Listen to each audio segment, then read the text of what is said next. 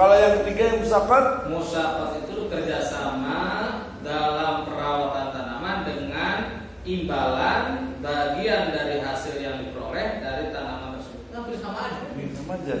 Kayak cuma biasanya kan ditambah lagi kayaknya. Iya, harusnya itu ada 3 jenis nih.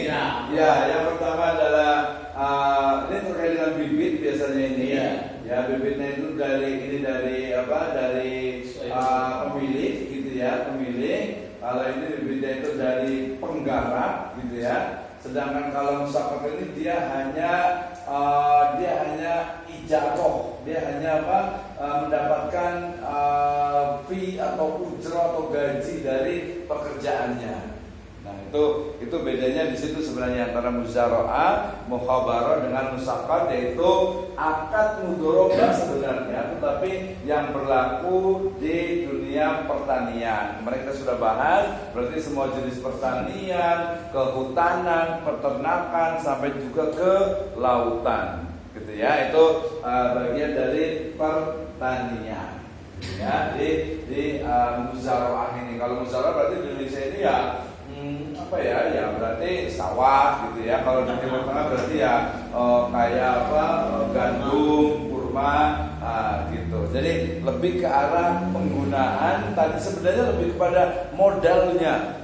Kalau modalnya 100% dari pemilik lahan, dia punya bibit juga, berarti dia dapatnya tadi dibagi muzara'ah. Tapi kalau dia hanya punya lahan, kemudian bibitnya itu yang menggarapnya itu adalah pengelolanya, berarti adalah mukhabarah. Kemudian kalau bibit dengan bibit dengan lahannya itu dari pemilik, kemudian pengelolanya hanya dikasih gaji saja, dia pakai akad musyaqqat.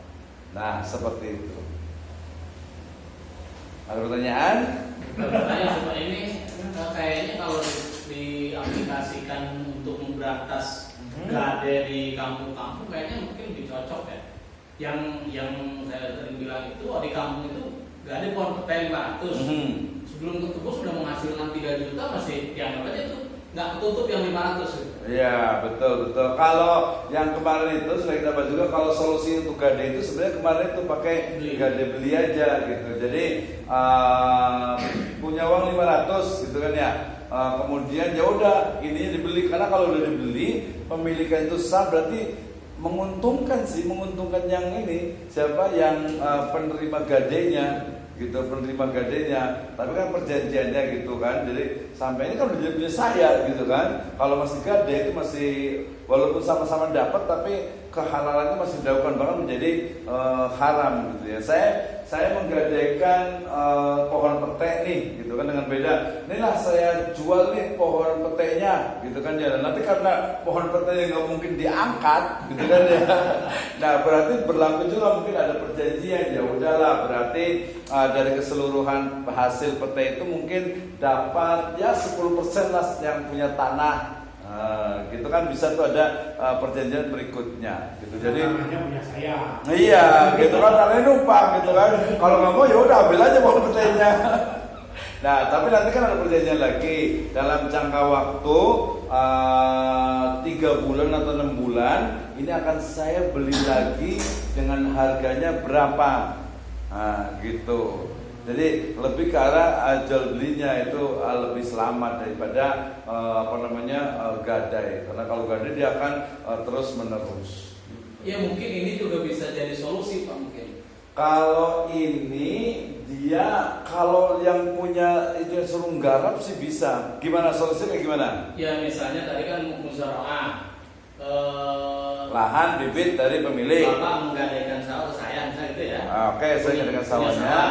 Terus yang dari bibitnya dari penggarap, anggap dari saya. Nah kemudian nanti ketika hasilnya itu sudah mencukupi nilai hutang, ya bisa itu dikembalikan gitu loh. Bisa dikurangi dengan biaya operasional tadi kan otomatis. walaupun kalau sawah sih agak-agak berat sih biasanya itu kalau kalau dibagi dua itu udah panennya sedikit gitu dibagi dua gitu, kasihan habis biaya operasionalnya. Walaupun tadi ya kalau secara teori dan praktik memang seperti itu betul. Jadi nggak apa-apa sawahnya digarap, kemudian nanti hasilnya berapa, tapi hasilnya itu dikurangi biaya operasionalnya. Biaya operasionalnya bisa jadi memang lebih besar, dalam artian besar. Kenapa? Karena kan bukan hanya mempekerjakan, ya bukan hanya mempekerjakan, dia sendiri kan mungkin juga perlu dapat uang juga dari situ, gitu kan ya? Ya kan ini kan ada hasil. Ketika Ada belum hasil. ada hasil kan berarti belum belum ada. mengurangi Belum. utang tadi. Belum. Dan umumnya kan nilai gade itu nggak mungkin lebih kecil dari pinjaman. Iya, pasti pinjaman lebih kecil.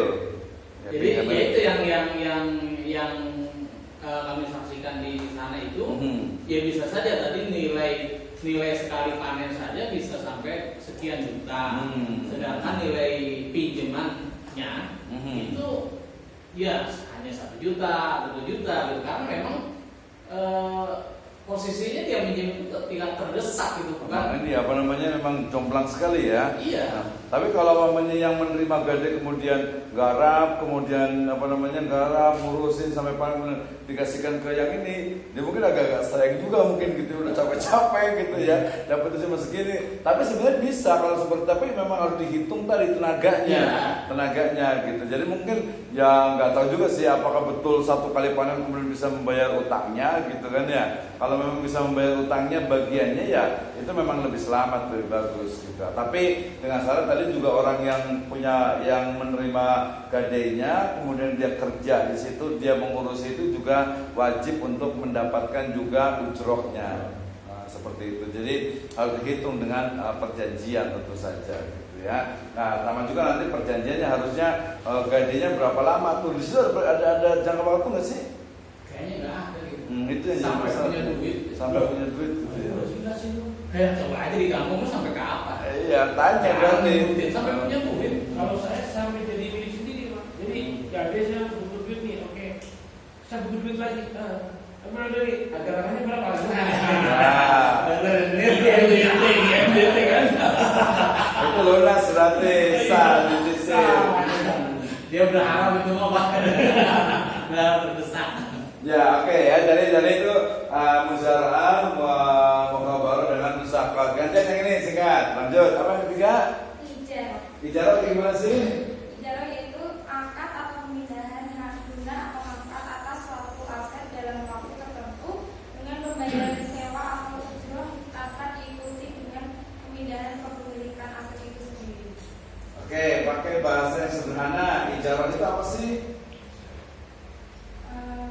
Ijarah itu apa ya? Yang bahasa kita sehari-hari lah. Manfaat suatu. Bukan manfaat, tapi dia akan gitu. Coba baca lagi. Apa dari berarti ijarah adalah? Ijarah adalah akad pemindahan hak guna atau manfaat atas suatu aset dalam waktu tertentu dengan pembayaran sewa atau ujroh tanpa diikuti dengan pemindahan kepemilikan. Ya, kan panjang banget gitu, susah dipahami gitu. Maksudnya apa sih gitu? Sewa. Sewa ya, berarti ijarah itu adalah sewa menyewa. Ada berapa jenis sih sewa menyewa? Maksudnya itu ada sewa apa? Misalnya kan ngajar di sana di Daun Aja, itu pakai ijarah kan? Bener nggak? Ya nggak tertuang, tetapi ya seperti itu. Gitu. Bener nggak? Iya, berarti tidak tertuang, tapi bener tidak ya? Bener ya, coba benernya di mana? Saya ngajar di sini nih, pakai akadnya ijarah. Bener ya? Ya, ijarah itu tadi disebut dengan sewa menyewa. Sewa menyewa itu termasuk jual beli nggak? Enggak beda. Sewa menyewa jual beli nggak sih? Jual beli, manfaat. Tadi kan manfaat. Berarti sewa menyewa adalah jual beli manfaat. Manfaat termasuk juga berarti tenaga. Ya berarti ketika kita ngajar kemudian digaji, yaitu jual beli, itu ya ijaro, jual beli manfaat atau jasa, namanya ijaro atau sewa menyewa. Gitu. Terus coba ditambahin lagi, rukun dan syaratnya apa sih ijaro itu? Ijaro itu dianggap sah kalau seperti apa? Ya kan, misalnya saya nyewa motor nih atau mobil, kemudian saya sewakan lagi yang kayak kemarin, gitu kan ya. Saya nyewa mobil atau motor, saya sewakan lagi. Saya nyewa rumah, kemudian rumahnya disewakan lagi. Nah, itu nanti berlaku. Tapi tadi PR-nya ini ya, bedanya apa kalau jualan? Kalau jualan itu janji komitmen untuk memberikan Imbalan atau ujro, bedanya apa berarti ijaro dengan jualan?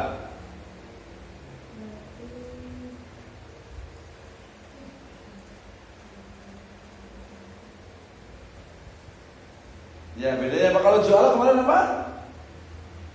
Sebut kamu tentang jualan kalau nggak salah deh. Iya kemarin. Iya, jualan itu apa? Ya bisa dibilang hak yang didapat setelah atau ya yang diberikan ketika sudah terlaksananya kewajiban. Terlaksananya betul. Jadi akad, ya akad yang terjadi gitu ya.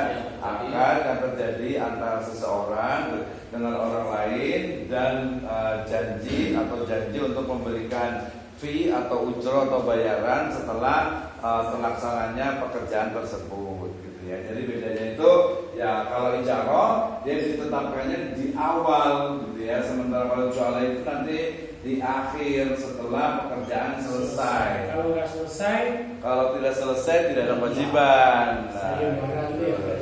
Ini berarti sayembara di sini. Ini sayembara. Kalau ini jual beli jasa ya atau manfaat. Oke ya. Oke lah, sudah waktu agak banyak nih. Sekarang kita nih tentang apa? Murabah. Murabah itu apa? Silakan. Murabah itu perjanjian kerjasama antara sewa dengan pengelola. Kerjasama itu apa ya? Masa murabah bukan kerjasama ya? Bukan. Dari situ tulisannya apa? Mudoroba. Mudoroba.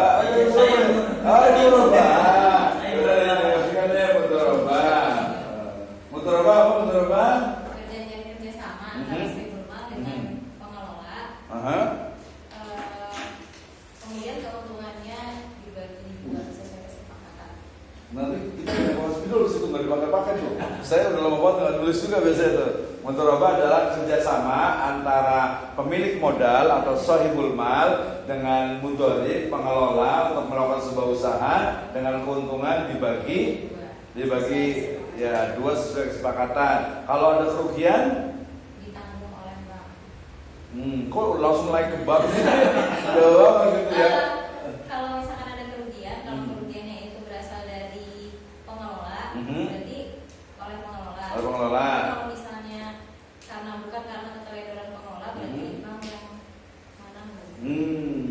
Ya, kalau udah sampai ke bank sebenarnya permasalahan utamanya itu sebenarnya adalah apakah bank itu dia sebagai sohibul mal atau sebagai mudorib? Yang ini, bank itu dia sebagai sohibul mal atau sebagai mudorib sih? Itu perantara di tengah antara nasabah, bank terus sama pengelola. Berarti yang rugi, yang menanggung kerugian harusnya jangan bank ya? Iya, sohibul malnya siapa? Tapi soalnya belum mal itu kan akadnya sama bank. Betul, sohibul mal akadnya sama bank. Banknya akadnya sama siapa lagi? Pengelola.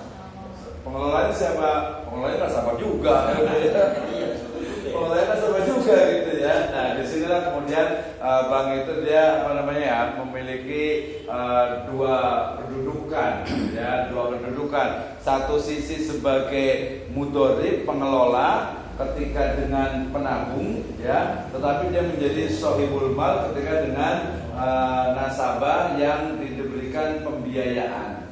Nah, seperti ini sebenarnya jadi masalah juga nih gitu ya. Tapi kalau kerugian itu ditanggung oleh bank. Kayaknya bank itu nggak mungkin deh kalau mamanya ini menanggung ke kerugian gitu.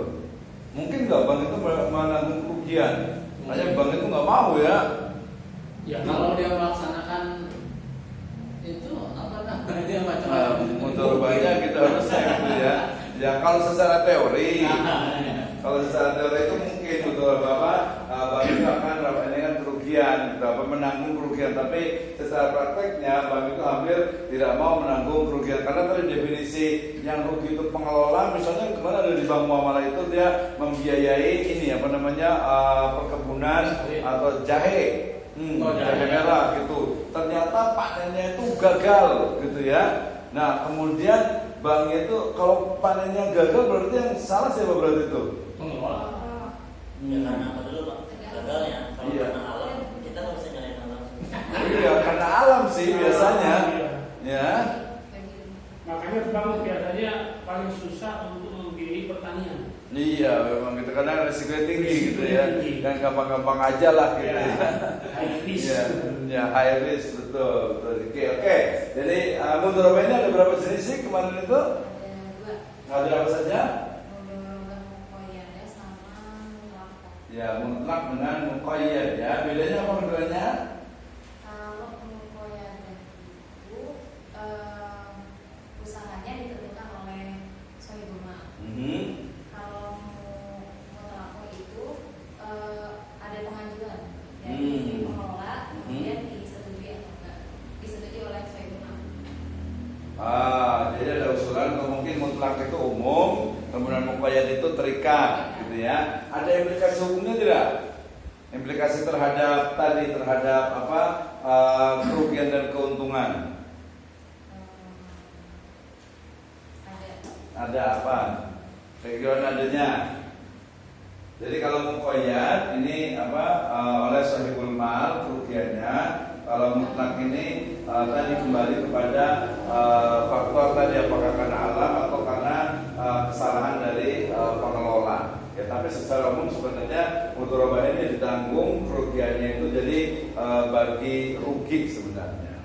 Oke ya, kayaknya mudharabah ini udah banyak walaupun tadi nggak terlalu banyak diinikan justru kalau di perbankan itu karena agak-agak di sistem akuntansinya dengan apa harus memberikan hasilnya ini jadi masalah biasanya itu orang usahanya belum jalan kok udah suruh ngasih apa keuntungan cicilan gitu kan ya pembiayaannya sekarang tanggal 13 besok tanggal 1 udah suruh nyicil gitu ya plus keuntungan lagi orang belum usaha gitu ya baru nantang gitu kan ya.